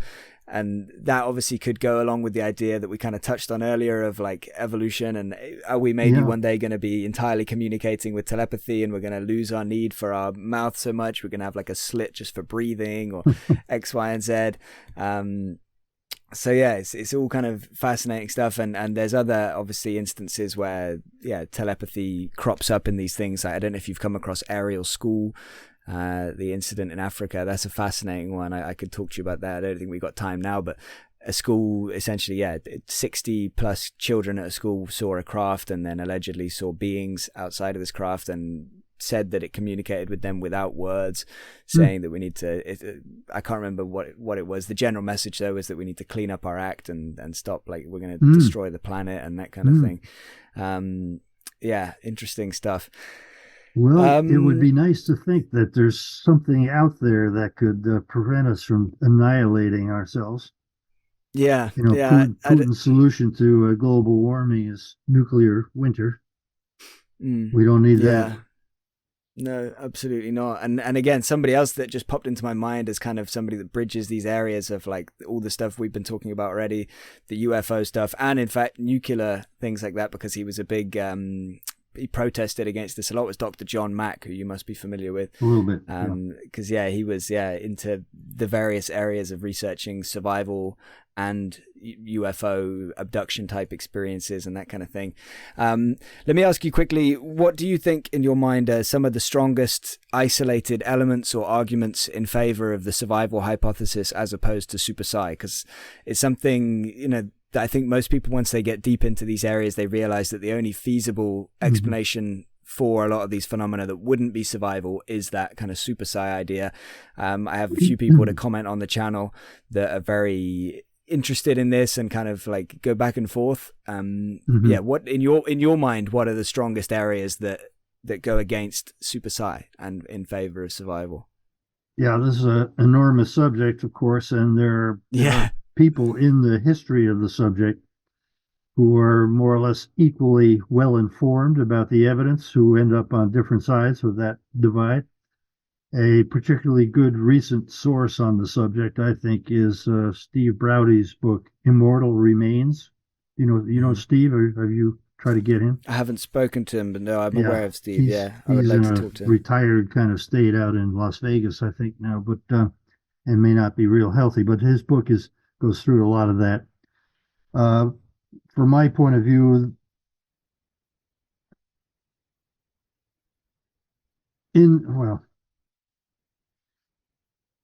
both in the mediumistic literature and the court work, but let's go back to the mediumistic literature. There are cases in which the amount of information that's delivered through a medium is so voluminous, so characteristic of the deceased personality in terms of things like manner, diction, sense of humor, a knowledge of specific details of shared experience, that it just becomes extremely difficult to imagine how it could be done purely by psi in the medium. I mean, the medium would have to be able to collect information from diverse sources of various kind.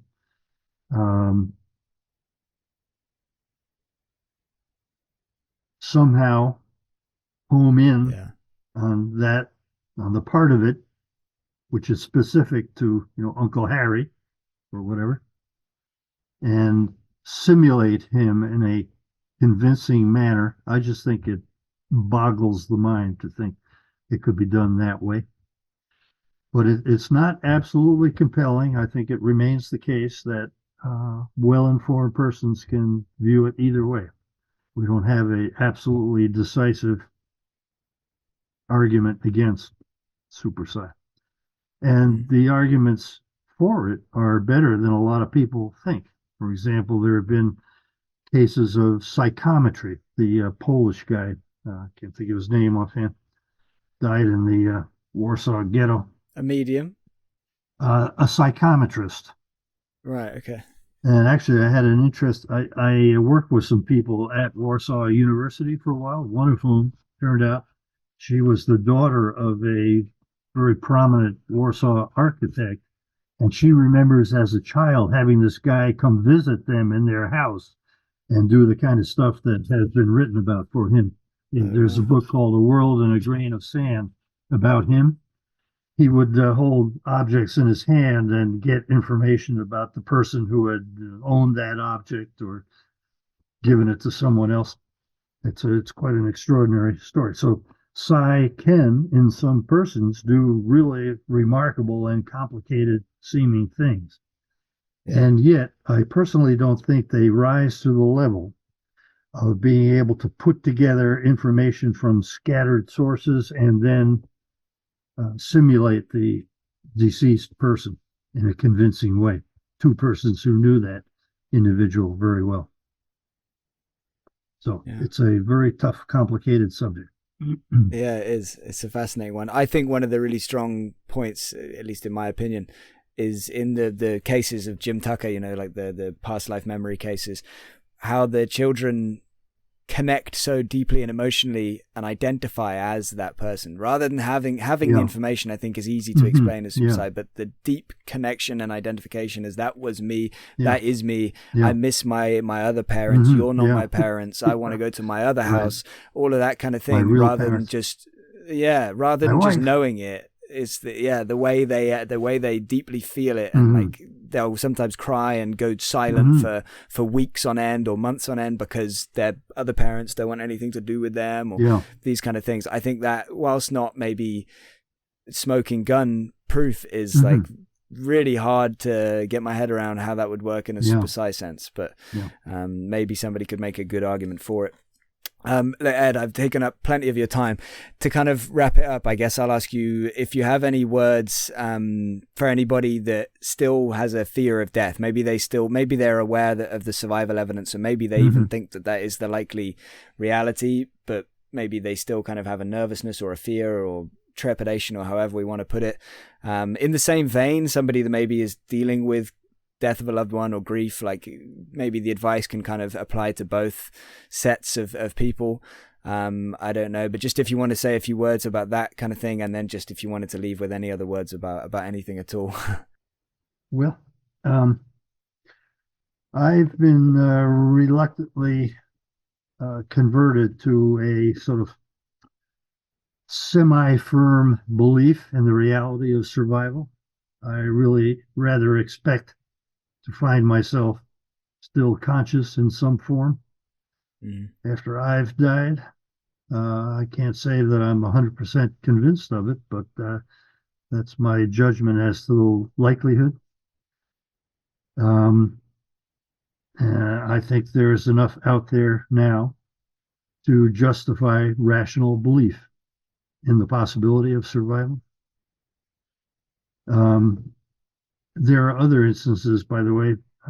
Have you interviewed Bruce Grayson? Yeah. You have, yes. I want to do it again, but I've spoken to him once. I mean, I was thinking specifically of cases in which someone has a near-death experience and encounters a person who, at the time, he believes to be still alive, but has in fact died. These are these so-called Pekindarian cases, and there are quite a few of them, including a bunch in Bruce's NDE world. That's another instance of things that, to me, kind of tilt the balance towards survival. There's that one case Bruce may have talked about of a Dutch guy. Had a near-death experience.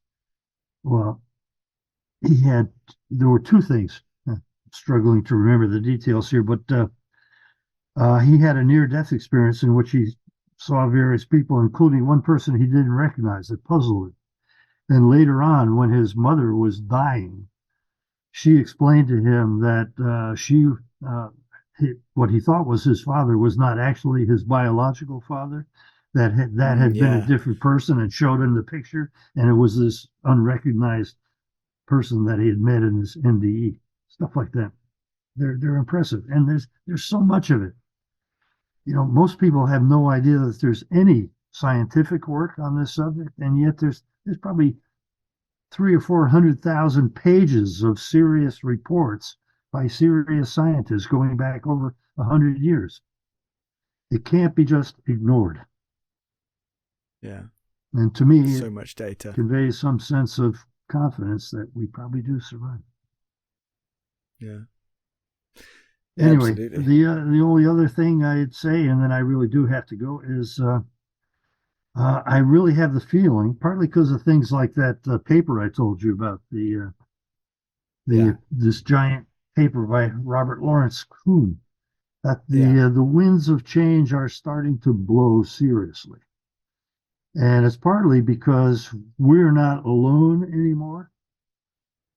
In particular, I think philosophy of mind is beginning to function as an ally of ours. The proportion of philosophers who are committed to physicalism as a metaphysics has dropped to something around 50% at this point, which is way down from where it had been. And it's mainly because of consciousness. Consciousness is the thing that they have focused on, that they increasingly recognize, I think, cannot be explained in physicalist terms. So they're kind of, there's a slight rapprochement that's taking place between us and them. There are people who have legs in both worlds, like Harold Ottmansbacher, who's a serious physicist, by the way. He's a highly qualified physicist. And of course, the continuing struggle to figure out what relativity and quantum theory mean ultimately about the nature of reality. And there are some people in that world who are definitely comfortable talking about the kind of stuff that we do, like Tim Eastman and Ruth Kastner and a bunch of others. Yeah. So I think little fires are starting to join together into bigger fires, and that things could flip in a hurry. Yeah. Depends what happens. The evidence is all there, right? Yeah. The evidence and data is all there. As soon as the fires catch and people, all it needs is people to become aware of it on a mass scale, really, and to actually like take it seriously just for a moment, just for a moment, just pause and give it a brief minute of your time and actually take it seriously, and then wow, the paradigm can change. And obviously it's in no small part thanks to the work people like yourself have done and are doing. So hopefully you make some headway, like you've said, with the theory stuff this year. And yeah, I look forward to catching up about that. Thank you again for today, Ed. We could have talked for hours and hours and hours. The things that we cover are just so fascinating, and I could hear you talk for days. So thank you again. You should really come appreciate over it. and visit us. I really want to. I do. Yeah. I hope to be able to sometime. But yeah, appreciate you, Ed. All right. Take care. Thank you. Thank you. Thank you to Ed Kelly for talking with me and for continuing to be a fountain of knowledge. Thank you to our patrons for their continued support and encouragement, and thank you for listening. Please see the description for relevant links, books, and more. To continue unraveling the universe with us, please subscribe, and if you're feeling generous and would like to help us keep the show alive, please consider a monthly contribution via Patreon. Thank you.